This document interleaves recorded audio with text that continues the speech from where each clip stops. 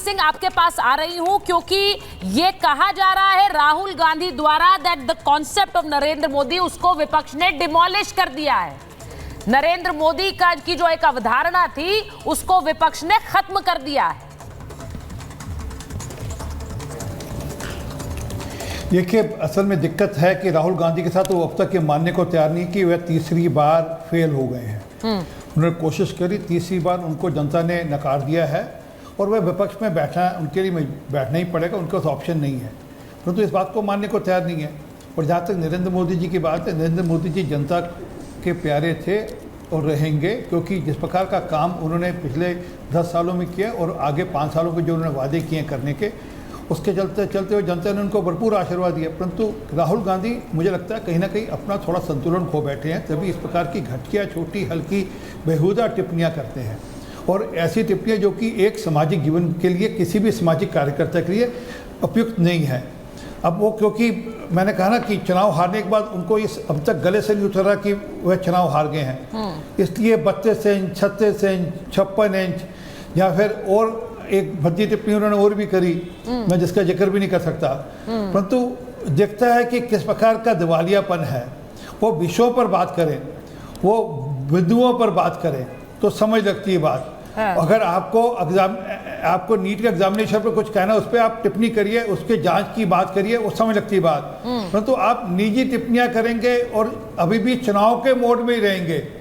उनको ये समझना पड़ेगा चुनाव खत्म हो गए, कल परसों भी उनकी शपथ होगी। उनको अगर उनकी पार्टी तय करेगी तो विपक्ष के नेता के नाते वहाँ बैठें और वे एक अच्छे विपक्ष की भूमिका निभाएं, ना कि इस प्रकार की बेहूदी टिप्पणियां करें जिस प्रकार की टिप्पणियों ने कल। आपने जो बात आरपी सिंह जी कही है, मैं ये बात इसलिए कर रही हूं क्योंकि एक बयान राहुल गांधी का आता है, फिर आज सुनीता केजरीवाल का एक बयान आता है जो अरविंद केजरीवाल से जुड़ा हुआ है कि देश में तानाशाही बढ़ गई है। ये बयान पूरे चुनाव भर वो कहते रहे, लेकिन दिल्ली में 7 सीटों में से एक भी नहीं मिली उन्हें।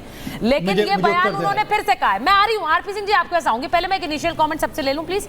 मैं एक बार आपके पास आ रही हूँ। मनोज जी पहले अच्छा बोलिए आरपी जी, बोलिए जल्दी से बोलिए आरपी जी, फिर मैं जाऊं। मनोज, कल तक तो ये ढोल बजा रहे थे, पटाखे जला रहे थे, दिल्ली भर में पटाखे जला रहे थे, ये कहकर कि वाह जीत हो गई, हमारी जीत हो गई, सत्य की जीत हो गई। आज ईडी कोर्ट में चली गई और कहा कि हमारी सुनवाई नहीं हुई, कृपा करके हमारी सुनवाई करिए। आज कोर्ट ने पूरी सुनवाई करने के बाद अपना ऑर्डर रिजर्व कर लिया तो वो तानाशाह हो गए। कल तक पीएमएलए को गाड़ियां निकालते, परसों तक पीएमएलए को गाड़ियां निकालते थे, कल पीएमएलए की तारीफ कर रहे थे, आज पीएमएलए फिर बुरा हो गया। और ये वही पीएमएलए जिसको लेकर एक कोर्ट गए थे, कोर्ट ने इनको नकार दिया कि पीएमएलए ठीक है, अनकॉन्स्टिट्यूशनल नहीं है।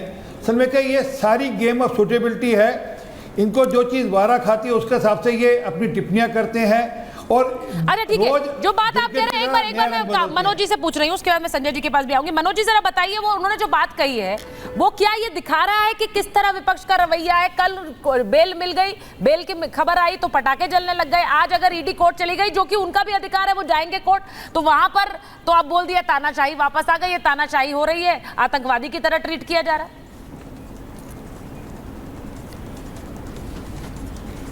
सुचारिता, ईडी के पूरे हक हैं, लेकिन ईडी जहां उसके पक्ष के लोगों को बेल मिलती है, वही ईडी जो एक्साइज ड्यूटी में जो शराब घोटाले में जो मुख्य आरोपी था, जब उसको बेल मिली, जब वो सरकारी गवाह बन गया, तो ईडी ने उसका एक बार भी अपोज नहीं किया। ये वैधानिक और लीगल बात है।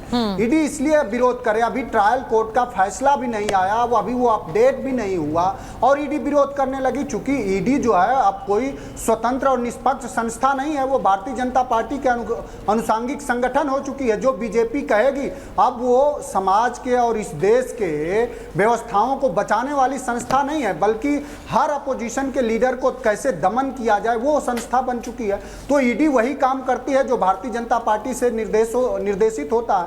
इतनी भी जल्दी क्या है? एक बार जब किसी एक कोर्ट ने किसी को बेल दे दिया तो ईडी देखती, फिर अपना पक्ष रखती, बाद में कोर्ट को लगता तो उनकी बेल निरस्त करता। सवाल यह है कि जो मोदी जी की बात हो रही है कि मोदी जी की प्रतिष्ठा। और मोदी जी की प्रतिष्ठा अगर बची होती, मोदी जी का जो आभा मंडल था वो बचा होता, तो इस देश में नीट और नेट और उत्तर प्रदेश में कांस्टेबल से लेकर के आरओ का रोज पेपर लीक थोड़ी होता।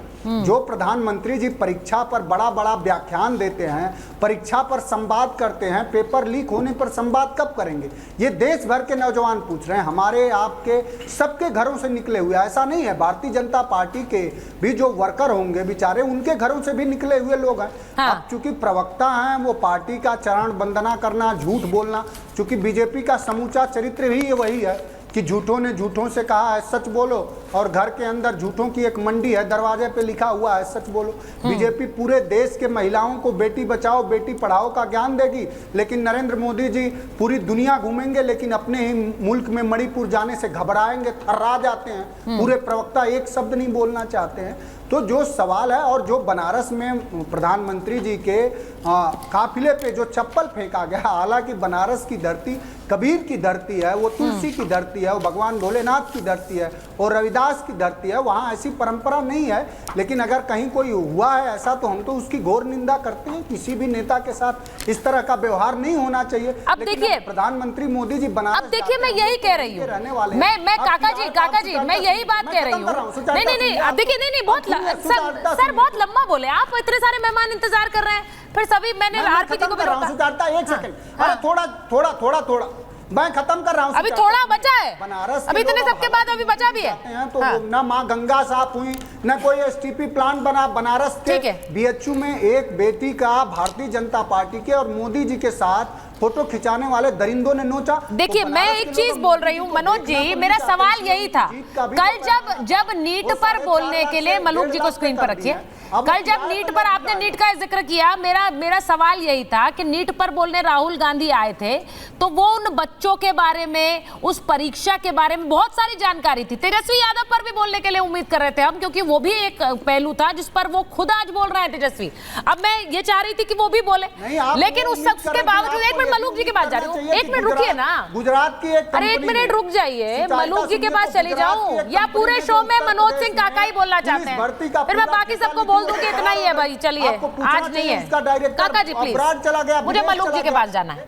मलूक जी, मेरा सवाल ये है कि हम उम्मीद कर रहे थे कि वो कुछ बोलेंगे, लेकिन वहां आकर उन्होंने जो बात कही कि हमने डिमोलिश कर दिया है नरेंद्र मोदी के कॉन्सेप्ट को, हमने नरेंद्र मोदी की जो अवधारणा है उसे खत्म कर दिया है, और ये बहुत बड़ी जीत है। अब ये अगर सरकार नहीं बन पाई, तीसरी बार फिर से नरेंद्र मोदी प्रधानमंत्री बन गए, उसके बाद क्या यही नैरेटिव है जो बार बार दिया जाएगा कि हमने नरेंद्र मोदी को डिमोलिश कर दिया? कहां कर दिया? देखिए सुचित्रा जी, सबसे पहले तो आज सुबह जो आप पार्टी के लोग थे वो कह रहे थे लोकतंत्र की जीत हुई है, और दोपहर को आते आते कहने लगे ये तानाशाही है। चुनाव से पहले कह रहे थे लोकतंत्र प्रजातंत्र की हत्या हो रही है, और रिजल्ट के बाद वो खत्म हो गई है। तो ये क्या कहते हैं सुबह को और दोपहर को क्या कहते हैं, अपनी बात को अपनी बात से ही काटते हैं। इसलिए मोदी जी के बारे में ये जो कह रहे हैं, इनकी तो बात देश सारा देख रहा है, देश सारा जानता है, सब अनदेखी कर रहे हैं। क्योंकि नेहरू जी के बाद देश के इतिहास में पहली बार ऐसा हुआ जब तीसरी बार किसी ने बैक टू बैक उठा करके प्रधानमंत्री की शपथ ली। नेहरू जी का समय एक और था जब एक ही पार्टी थी, तो आती कौन से सामने, जब आज़ादी के बाद एक ही पार्टी थी। आज तो सो कॉल्ड इंडिया गठबंधन की करीब 30 पार्टियां थी, उसके बाद भी मोदी जी ने हरा करके तीसरी बार शपथ ली। और देश में ऐसा कोई आज तक व्यक्ति नहीं हुआ 1913 से जब से लेजिस्लेटर सिस्टम स्टार्ट हुआ, 1947 से जब से देश आज़ाद हुआ, कॉन्स्टिट्यूट असेंबली के बाद 52 में जब से चुनाव होने शुरू हुए, कोई 4 बार लगातार बैक टू बैक मुख्यमंत्री रहा हो, और 3 बार बैक टू बैक प्रधानमंत्री रहा हो। तो ये मोदी जी के बारे में जो भी कह रहे हैं, या उनको डिमोलिश कर दिया, उनको हम जीत गए, मोदी जी हार गए, ये सब चीज़ों के बीच में भी ये जीत मान रहे अपनी। और 9 तारीख को माननीय प्रधानमंत्री मोदी जी ने शपथ ले ली, उनके मंत्रियों ने शपथ ले ली, और 100 दिन का आगे रोड मैप तैयार कर लिया और उठा करके स्पीकर का आज जो जो जो जो अपना प्रोटेम स्पीकर है जो वो भी डिक्लेयर कर दिया। अभी जैसे ही सदन 24 तारीख को चालू होगा 26-27 में ऑनरेबल स्पीकर का तय हो जाएगा। और इनको जो सो कॉल्ड इंडिया गठबंधन है, जो कांग्रेस का भी दुर्भाग्य था, देश का भी दुर्भाग्य था, 2014 से 2019 तक इनके 44 एमपी थे, 2019 से 2024 तक 52 एमपी थे, तो ये नेता प्रतिपक्ष बना ही नहीं सकते थे।